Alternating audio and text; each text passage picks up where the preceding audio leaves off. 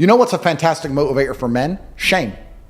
I'm telling you now, it works. Shame. If I'm around my house and someone was getting fat and all of us were to go, you're a fat fuck, what are you eating that for? I guarantee they'd train. Shame works with men. And you talk about this, and this is the reason I promote Brotherhood. The reason I am the man I am is not just because I'm so fantastic. It's because I, even now to this day, live with 6 men. I live with my fight coach. I live with my brother. I live with some of my old friends I've had for 20 years. We live in this big ass compound, this huge house. If I wake up and my brother's been training an hour and a half, I feel so annoyed and angry and guilty that I have to go and beat him now. So that competitiveness keeps us constantly at edge. People say me and Tristan are best friends and our brotherhood is fantastic, but it is based on competitiveness. But we don't compete against each other. We compete to prove to each other we're a good teammate in the battle against the Matrix. Well, you have to understand that there's enough outside enemies. You have to put your ego aside and say, look, there's enough people who already want me dead. We're the same blood. Can't we at least unite against all the people who want me dead? I want you. I'm in competition with you, Tristan. I want to beat you to prove to you I'm a fantastic teammate to you. As opposed to I want to beat you because I don't like you. And it's a different mentality. And we'll sit there, and my brother and I are in constant, endless competition, but it keeps us sharp. So masculine competition is super important, which is why it's the third thing I teach, which is brotherhood. You are the sum of the 5 people you spend the most time with. If you find some guys who have their game right, your game's going to get straight. It's as simple as that. And I think if you take any man on the planet in any situation, in any scenario, and you tell him to become as strong as possible because of all the lessons he's going to learn, become as rich as possible because of all the lessons he's going to learn, plus obviously being strong and rich are benefits, plus find a network of brotherhood of men who are accountable to themselves and by extension accountable to you. If you're accountable to yourself as a man, you're also accountable for your friends. I don't want loser friends. I don't want dickhead friends. If I had a guy I really liked and he started being a dickhead, I'd try very hard to fix him. And if I couldn't fix him, I wouldn't be his friend anymore. I'd say, stop that. We don't do that. Why are you doing that? What are you crying about again? Why are you acting that way? Come on, let's go train. I don't want to train. But we always train. Come on, let's go. And then after a while, I'd be like, he doesn't train anymore. Get him out. Bye. Go get eaten by wolves. That's the unfortunate reality of the world, because I'm the sum of the 5 people I spend the most time with. I don't want to wake up one day feeling terrible and going, but he's missing the day and I might miss the day. His poison will get in my brain. I have to resist it. So if you get a brotherhood, masculine brotherhood, and you're accountable for yourself and for them, you're going to be able to do nearly anything. People will shield laziness with anything. No one wants to admit they're lazy. So they'll shield it with disbelief. That's a scam. Or I don't work hard, I work smart. Bollocks. More cover. For just anything it takes to say, I don't want to work. Do you believe in that? Work smart or not harder? I believe in both. Yeah. But there's a time when it comes to work smart. And most people are trying to do the smart work before they do the hard work. It's kind of like talent, right? You don't notice if you're talented at something until all the hard work's done. Yep. I could be the most talented tennis player in the world, but I don't play tennis. So if I go down the tennis court, Joe Schmo is going to smoke me. I don't get to see my talent until I've worked so hard that I'm in the top 1%, and now I'm beating them because I have some God-given gift. Yeah. You understand? Yeah. You have to do the hard work first. If there's no hard work, there's no smart work. So someone's going to sit there and go, I work smart, I don't work hard, so I only have to work an hour a day.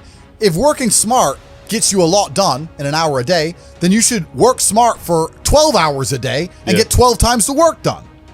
I am absolutely and utterly a believer in hard work. I'm a proponent of hard work. I have all this money and all I do is work. My entire life is work. This podcast is work. I'm getting in the car, I'm going to another meeting, work. I'm going to fuck a bitch, that's work.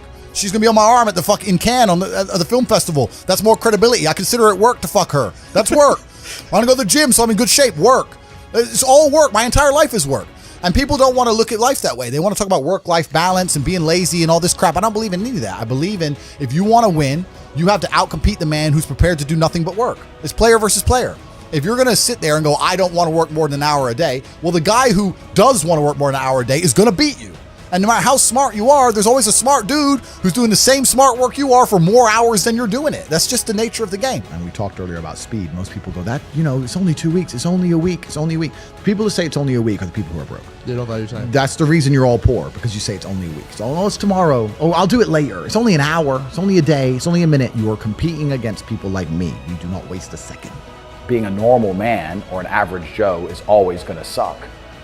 The only way to have a good life as a man is to be exceptional in some fields. Here's how you do it. You need to work your ass off. They delete you. They want men to stay depressed, semi-depressed, miserable, paying the taxes, just rich enough to pay tax, too broke to do anything else. That's where they want you. So they don't care about men's mental health either. They don't care how many men kill themselves. They don't give a shit. And this is why I talk about the Matrix. People say, why do you talk about the Matrix all the time? And I say there are people who are living right now in a computer-controlled, the computer-generated reality. If you believe everything you're watching on the news, you are believing a complete false version of reality. And the idea of that reality is to keep your brain occupied enough so that you'll continue to do a shit job for shit wages and pay your taxes until you die. That's exactly that's the plot of the Matrix movie. They are abusing your body and controlling your mind so that your body will sit there and do what they need it to do until you're no longer useful anymore. And that's exactly what's happening. And another question I get is people ask me why I'm so interested in this fight against the Matrix. And I try and explain to people that I believe this fight cannot be avoided. I think you're either combating the Matrix and fighting against the garbage they're telling you, or you're believing it. And if you believe it, then you end up fighting against yourself. You end up fighting against your own mind. You can't avoid the battle. If you're a full-grown man and you believe everything that's on the news, you're gonna end up fucking semi-depressed, divorced, miserable, broke. Like your life's shit anyway. There's no way to escape this fight. You're either buying their crap and fighting against your mind, or you're fighting against their crap. There's no other way to do it. I've never met somebody with a fantastic life who did not completely and utterly believe in themselves. I've never seen somebody massively succeed and they didn't believe in themselves, ever. I've never seen somebody who just allows life to happen to them and become blown off course by some sadness, end up doing massively monumental and important things. I've never seen it. And if she leaves me afterwards, let's say she just likes to leave men, I don't care. I'm still working. You're still crying. You can't possibly ever beat me. I'll continue to beat you into eternity, as will my bloodline. You will sit and pay the price for the rest of your human years. Even your ancestors above you are disappointed in you, and your offspring for the rest of your lineage will look up and say, my great-great-great-grandfather was a loser because I broke his heart, and now we've been broke ever since. Yeah. Chess and fighting are remarkably similar. Very. You have to know what your next move is going to be countering his next move. And there's no luck. If you lose, you made a mistake. There's no such thing as a lucky punch. If I'm losing a fight, or if I'm beating some guy up, and he hits me with one shot and knocks me out, and people go, that's a lucky punch. He's trained his whole life to punch people in the face, and he punched me in the face. You call that lucky? I call that good. I think it was a very good punch. Excellent. Probably his best punch of his career. No such thing as lucky punches. Same thing with chess. If you also lose, you left your guard down. Absolutely. It's my fault. Same thing with chess. Brutal self-accountability. If you lose, you made a mistake somewhere. How do you learn that? You have to go back, reflect. You have to watch the game back, play the game back. Where did I make the mistake? You don't blame your opponent. You blame yourself always in chess. It's self-accountability. So when I stopped playing professional chess, I decided to move over to fighting because they're very similar. It's one-on-one. It's not a team sport. So that's why I chose to fight. But I never considered fighting fun. I never took it as, ha, ha, ha, this is fun. I was out to hurt people. For real. Firstly, I'm gonna tell you something about myself and most rich people. We don't own anything. I don't own anything. I don't own anything. There may be a trust fund in Ecuador that owns a company in Singapore that might own a yacht that I can borrow, for example. I don't own shit. So that's the first thing. The second thing, you have all these different jurisdictions around the world. It's extremely complicated. How are you going to tax a rich guy? He has houses here, houses there, company here, company there, all the companies making a loss. Does Starbucks pay tax? No, Starbucks supposedly doesn't make money. Supposedly Uber's never made profit. An app on the phone with millions of cars around the world and people working endless hours for them and them getting a cut of it to run an app. Supposedly they've never made profit, never paid a penny tax. Funny how that works. You can't tax the rich. It's too complicated. You can't tax the rich. It doesn't work. All you're going to do is just drive them into other countries.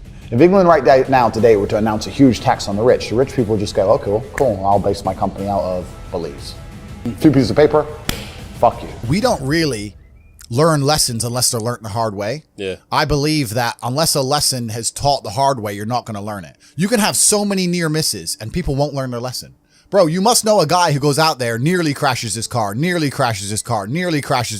slow his ass down till he wrecks it. Yeah. Like, this is how people are, right? So you need that pain for the lesson to sting enough to really genuinely go inside of your mind. And it's the same with everything. It's the same with driving a car or business.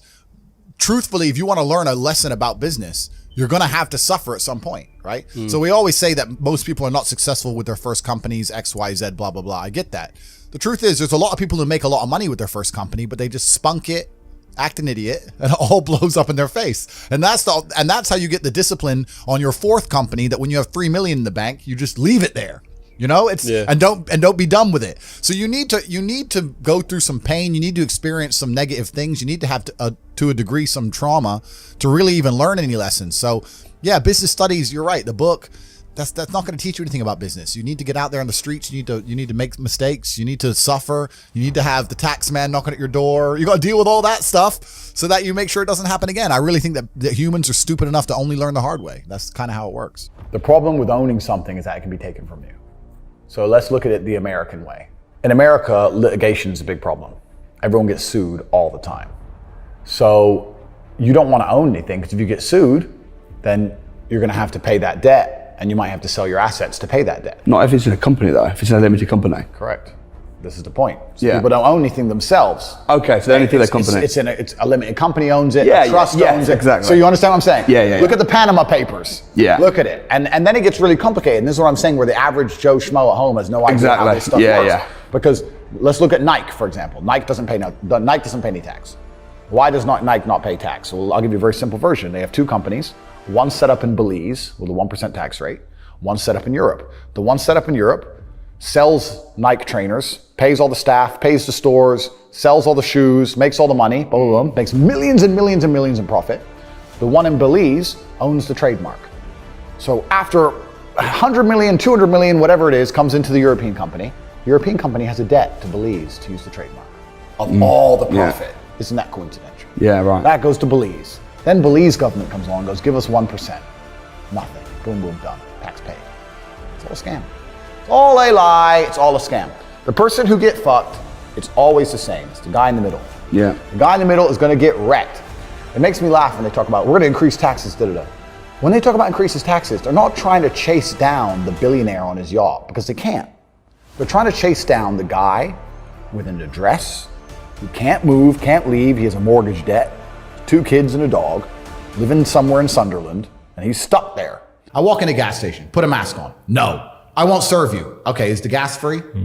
Because I filled up. So you're gonna take my money, or I'm gonna have free gas? No, you have to pay. Well, then fucking serve me, dummy. Put a mask on. No, it's just some stupid thing. In the end, they take my money. It was a big waste of everybody's time. And I'd say to them, bro, you're earning 700 pounds a month, working for a corporation that wouldn't give a fuck about you if you got stage 5 cancer.